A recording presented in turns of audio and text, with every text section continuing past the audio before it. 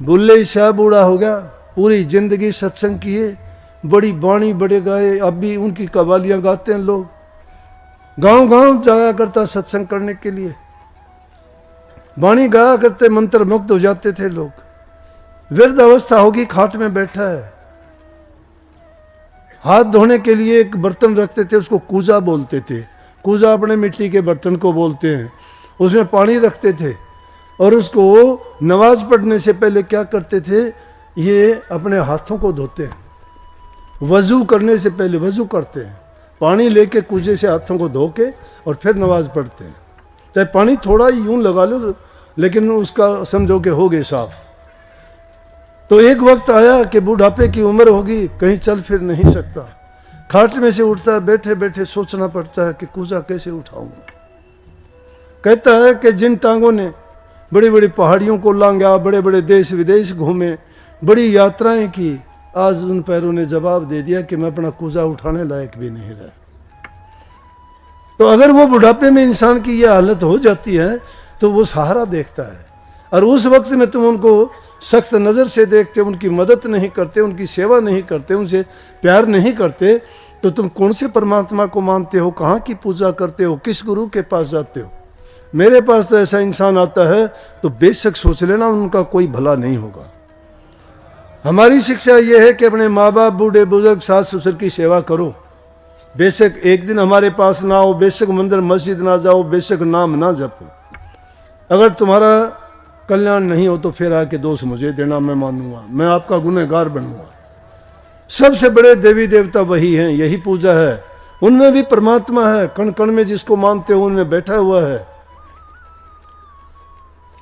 तो घरों में जो प्यार प्रेम रखते हैं, बूढ़े बुजुर्ग की सेवा करते हैं, जबान से मीठा बोलते हैं, जबान से भी हम बड़े गोलियां बरसाते हैं, अग्नि छोड़ते हैं, ये जला देती है इंसान को। ऐसी वाणी, ऐसी भाषा मत बोलो, प्यार से बोलो किसी को। वशीकरण मंत्र है मीठा बोलना, और कोई वशीकरण मंत्र नहीं है। तुम डरते हो ना तांत्रिकों से कि उसके पास तंत्र विद्या है, वो ये कर देगा, वो कुछ को नहीं जानता, कोई कुछ नहीं कर सकता।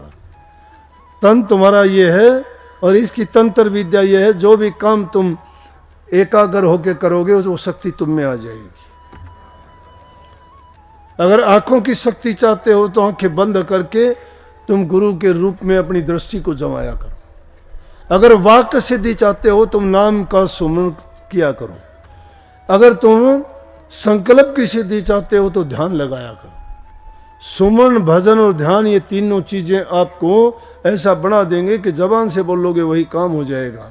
जिस पर दृष्टि डालोगे, बीमार पे डालोगे, वो ठीक हो जाएगा। जिस पे भी जिस दृष्टि से तुम दृष्टि डालोगे उसको वही लाभ प्राप्त होगा। और जिसके बारे में जो संकल्प मन में उठाओगे, देखते ही देखते हो तुम्हारा काम हो जाएगा।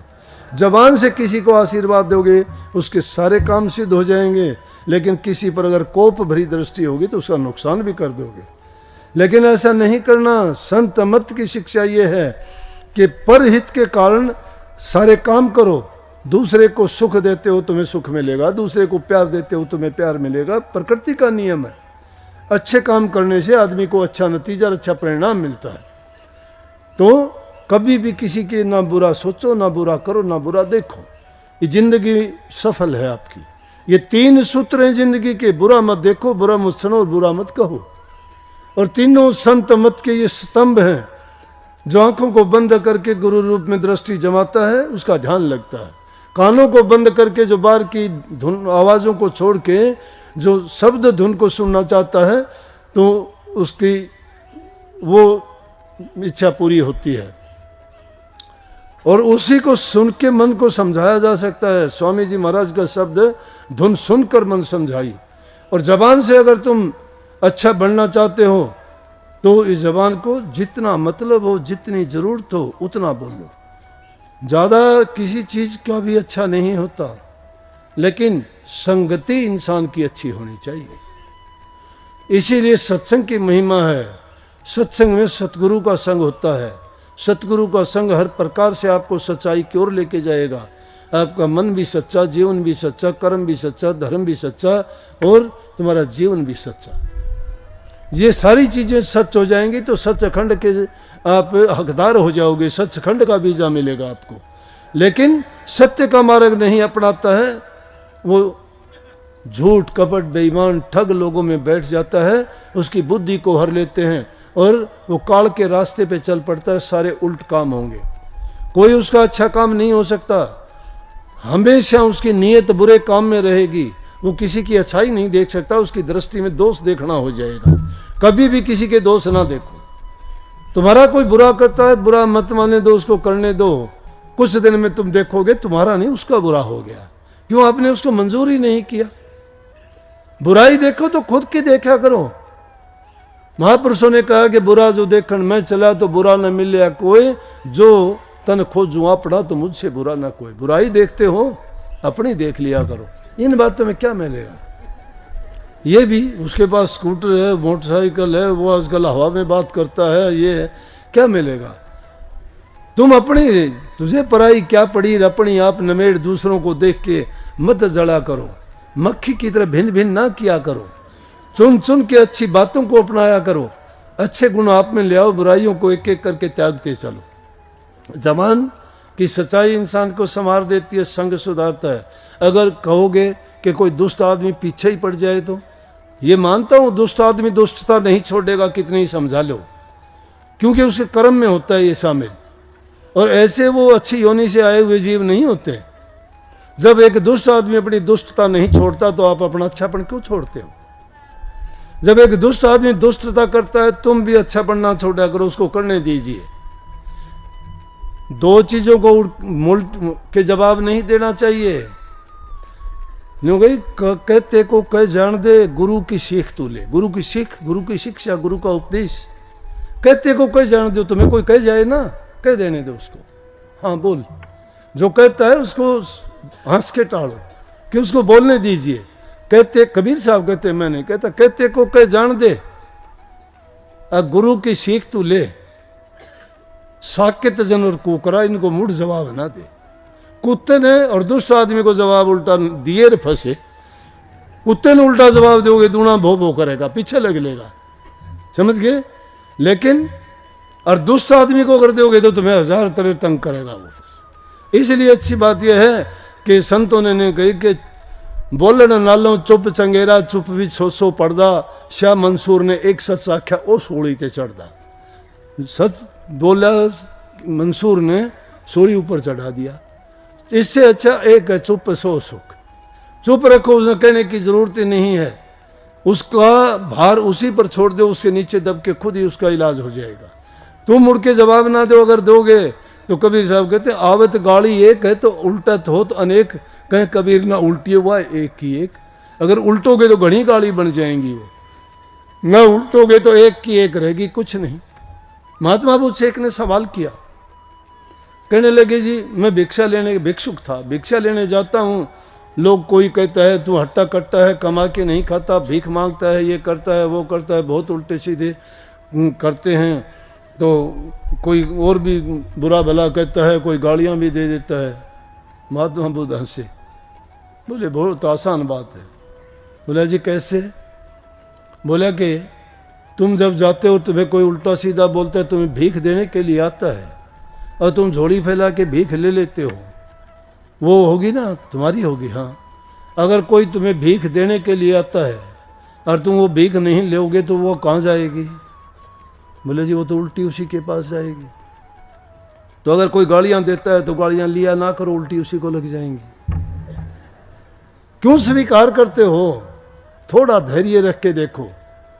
मैंने तो जिंदगी में सीखा है भाई कि धैर्य रखोगे ना, उनका थप्पड़ उनके मुंह पर लगेगा। अपने आप अपना मुंह अपने आप पीटना शुरू कर देंगे, बताने किरकने की जरूरत नहीं है। लेकिन तुम्हें सच्चा बनना पड़ेगा उसके लिए। ये नहीं हो सकता कि तुम खुद पाप में डूबे रहो और फिर ये सोच लो कि मैं तो सच्चा हूं और ये जो है बेकार में मुझे परेशान करता है। नहीं, ये उन लोगों के लिए कहता हूं कि जो सच्चाई के रास्ते पे चलना चाहते हैं, जो भक्ति करना चाहते हैं, जो इंसानी जीवन को सफल बनाना चाहते हैं। निश्चित रूप से ये गुण आदमी में एक दिन में नहीं आएंगे, टाइम बहुत लगेगा, धीरे धीरे करके आएंगे। कई बार नालायक चीज होती है, उनको छोड़ भी देना चाहिए, परेशान करते हैं आपको। लेकिन आदमी को सोच के साथ काम करना चाहिए, और जब सोच के काम करोगे तो उसके साथ गुरु की बुद्धि, गुरु की समझ तुम्हारे साथ होगी। क्योंकि तुमने गुरु की आज्ञा में काम किए हैं तो गुरु तुम्हें कदम कदम पर चेता देगा अपने आप। तुम तो पता नहीं क्या करना चाहते हो, हम तो पता नहीं क्या कर देंगे, क्या करना चाहते हैं, लेकिन हमारा रखवाला जब हमारे सिर पर बैठा हो गलत नहीं करने देगा। अगर हम उसके हो गए तो, लेकिन उसके तो हुए तो नहीं, हम हुए तो अपनी चतुराई के, अपनी चतुराई से बात करते हैं, ऊपर से दिखावा उसका होने का करते नहीं। वो इतना मूर्ख भी नहीं है, जानता है सब। वो सब जानते हुए भी किसी का पर्दा नहीं, परमात्मा किसी का पर्दा उगाड़ता है। ये दुनिया उसने बनाई है, उसकी दुनिया में ठग चोर डाकू लुटेरे सारे तो हैं, वो क्यों करने देता उनको ये काम। तो संतों में भी ये गुण है, जो करता है उसको करने देते हैं, रोकते नहीं। कर भाई कर, सजा तुझे मिलेगी, मैं तेरे कर्म का और पाप का भागी क्यों बनूं। लेकिन इन सब चीजों का इलाज है, वो मैंने बताया नाम भक्ति। और नाम भक्ति गुरु भक्ति के बाद में शुरू होती है। गुरु भक्ति दृढ़ के करो और पीछे और उपाय, बिन गुरु भक्ति मोह जग कभी न काटा जाए। मोटे बंधन जगत के गुरु भक्ति से काट, झिन्ने बंधन चित कर कटे नाम प्रताप। मोटे जब लग जा नहीं तो झिन्ने कैसे जा, ताते सबको चाहिए नित गुरु भक्ति कमा। गुरु भक्ति कमा, गुरु के भक्त बनो। गुरु भक्ति क्या है? गुरु के वचन की पालना करना, गुरु की आज्ञा में चलना, गुरु जो कहते हैं उसके अनुसार कार्य करना। और गुरु क्या कहते हैं? गुरु हमें अपना जीवन बनाने की, सुधारने की, बुरी आदतें छोड़ने की, अपनी हक हलाल की कमाई से जीवन बिताने की, बूढ़े बुजुर्ग की सेवा करने की, दूसरे के हित और भलाई करने की सलाह देते हैं। जो आदमी नीयत अपनी अच्छी रखता है उसका जीवन सफल हो जाता है, और मालिक हमेशा उनके अंग संग रह के उसके सारे काम सही करवाता है। बहुत बहुत आप सबको आशीर्वाद। राधा